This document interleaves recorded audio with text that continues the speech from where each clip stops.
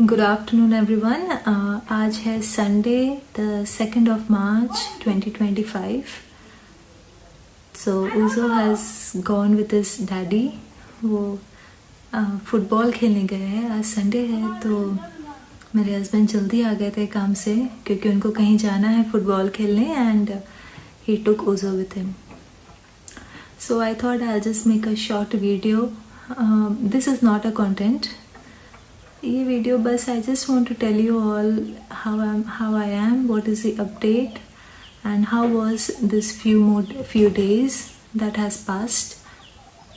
Obviously आप सबको पता ही है कि it was a very bad phase in my life because I lost my father. I want to thank you all. आप लोग सबको बहुत थैंक यू बोलना चाहती हूँ क्योंकि आप लोगों ने बहुत अपना प्रेयर्स भेजा है पापा के लिए एंड मोस्ट स्पेशली आप लोगों ने मेरे फैमिली के लिए भी बहुत प्रे किया है। So thank you so much.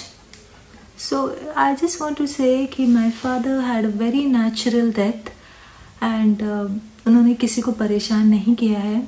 बहुत मुझे अभी भी विश्वास नहीं हो रहा है दैट ही हैज़ गॉन। मैं नहीं कर सकती हूँ ये विश्वास बहुत, क्योंकि मैं अपने पापा से बहुत ज़्यादा क्लोज़ हूँ। मम्मी से भी ज़्यादा मैं अपने पापा से क्लोज़ हूँ, बचपन से ही, अभी से ही नहीं। और पापा मुझे सबसे ज़्यादा प्यार करते हैं हम तीनों में ही। तो मेरे लिए बहुत ज़्यादा ये मुश्किल की घड़ी है। अब ये सब कैसे हुआ एंड क्यों हुआ ये मैं आप सबको इस वीडियो में बताती हूँ। तो 27th of February को अराउंड 9 o'clock मॉर्निंग में, यहाँ नाइजीरिया में 9 o'clock एंड 1:30 अराउंड आपका इंडिया में उस वक्त टाइम हो रहा था। तब मुझे मेरी बड़ी बहन से कॉल आया जो साउथ में रहती है एंड उसने बोला कि पापा का तबीयत बहुत ज़्यादा ख़राब हो गया है। मम्मी, आप लोगों को पता है कि मैं एक्चुअली कलकत्ता में हमारे पेरेंट्स रहते हैं।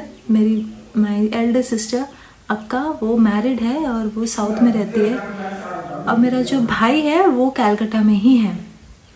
तो मेरा भाई तो काम के लिए निकल गया था, मगर मम्मी ने मेरे भाई को कॉल किया, बताया कि पापा का तबीयत बहुत ज़्यादा ख़राब है, अभी आ जाओ, एंड मेरी बहन को भी।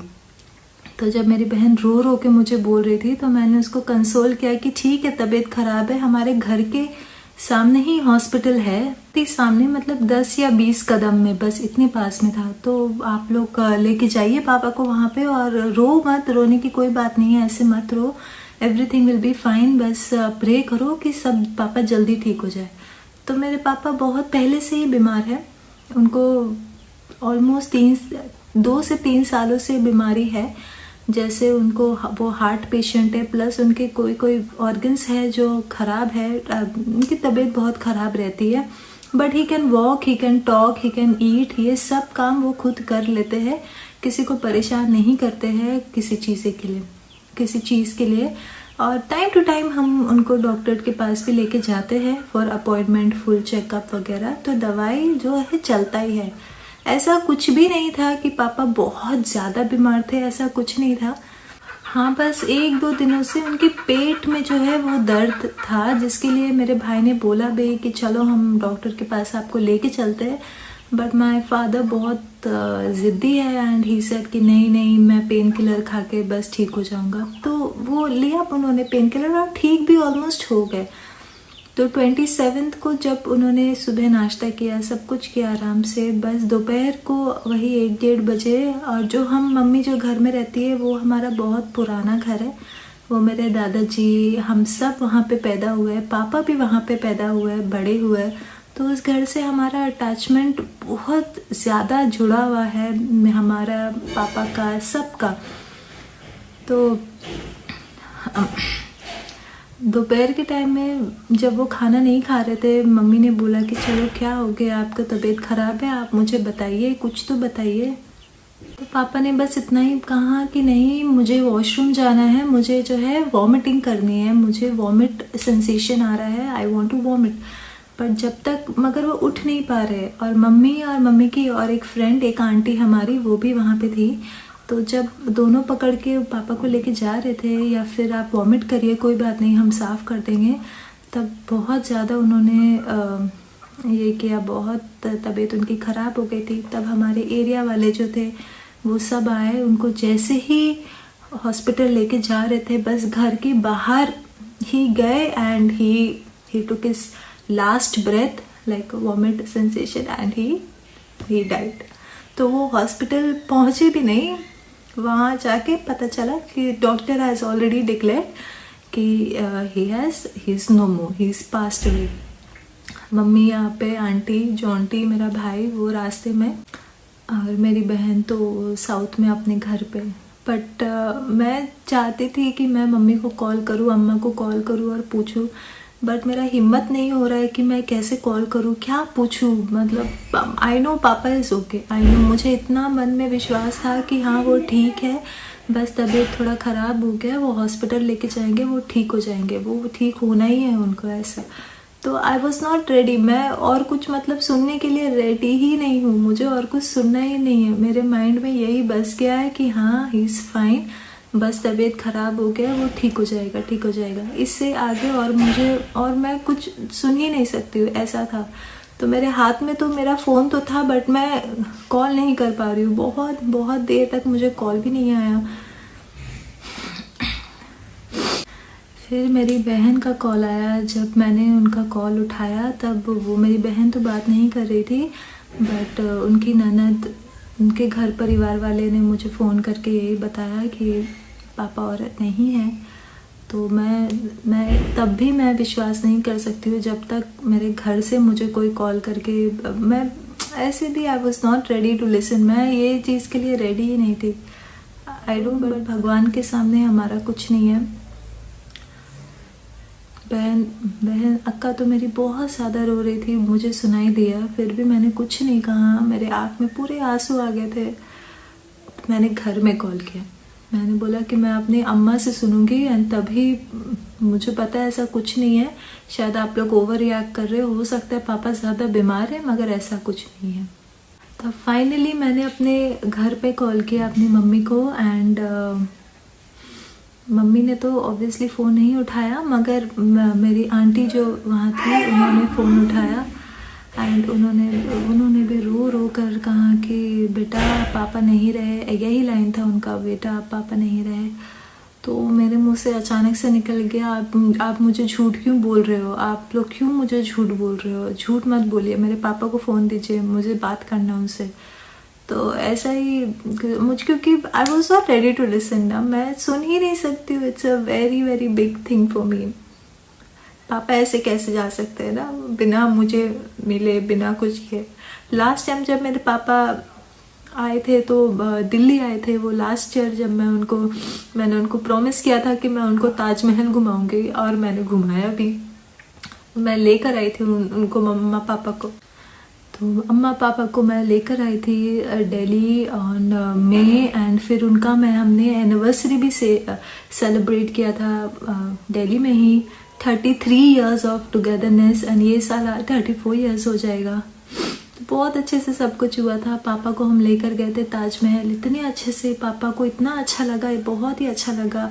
फिर बहुत सारे जगह हम घूमे, पापा को मैंने पूरा दिल्ली दिखाया, बहुत अच्छा लगा उनको। फिर वो लोग चले गए, और पापा बहुत स्वस्थ थे, मैं बहुत ज़्यादा अपने पापा से अटैच्ड हूँ, बहुत ज़्यादा ही उनको प्यार करती हूँ। पापा ऐसे चले गए, मुझे बिल्कुल भी अच्छा नहीं लग रहा है, एंड मैंने घर वालों को, मुझे विश्वास ही नहीं हो रहा था।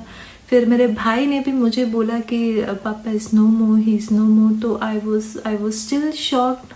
बहुत देर तक मैं अकेले ही बैठ के यहाँ बहुत रो ही रही थी, क्या करूँ। फिर जैसे तैसे हिम्मत करके मैंने फॉस्टी को कॉल किया, एंड आई इन्फॉर्म्ड हिम कि ऐसा ऐसा हो गया है, एंड ही सेड कि ठीक है मैं आ रहा हूँ, तुम अपने आप को संभालो, रो मत, कोई बात नहीं। फिर 1 घंटे बाद ही केम। बहुत डिफ़िकल्ट फेज़ था मेरे लाइफ का। मेरे घर वालों ने भी यहाँ पे बहुत सपोर्ट किया, हर एक चीज़ के लिए मुझे देखा, पर मुझे तो विश्वास नहीं हो रहा था। अगर मेरे बस में रहता तो मैं उसी वक्त चले जाती, मगर मेरे बस में था नहीं, अभी भी नहीं है। मेरी बहन तो उसने ट्रैवल किया, वो गई भी, और बहुत लोग आए थे। My father was a very good man, he is a teacher. उन्होंने बहुत सारे लोगों को पढ़ाया है, बहुत सारे लोगों को फ्री में भी शिक्षा दिया है, क्योंकि उनका हमेशा ऐसा मानना था कि शिक्षा के लिए पैसे हमेशा नहीं लगते हैं। आप a candle loses nothing by lighting another candle, तो ऐसा ही कुछ उनका मानना था।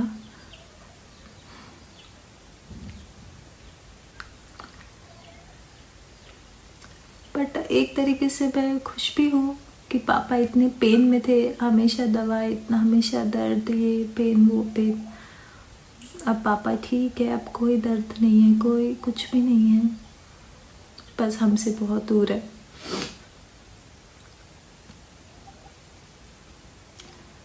आई जस्ट प्रे, मैं बस यही भगवान से प्रे करती हूँ कि जहाँ भी रहे पापा मेरे अच्छे से रहे, खुश रहे। और बाकी तो he is watching us already from above.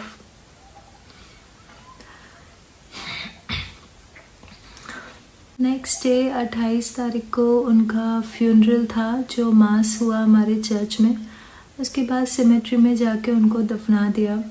मैंने सबको मना किया था कि मुझे कोई भी फ़ोटो या कोई भी वीडियो पापा का मत भेजना, मुझे नहीं देखना है, मुझे देखना ही नहीं है।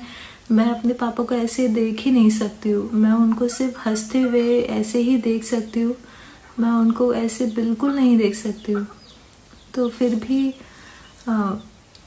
मेरे घर वालों ने लास्ट में, मेरी अक्का ने मुझे कॉल किया दफनाने से पहले कि आप देख लो, तुम, बहुत इम्पोर्टेंट चीज़ होता है। तो मैंने बस 2 सेकंड के लिए देखा एंड फ़ोन काट दिया, because I can not C.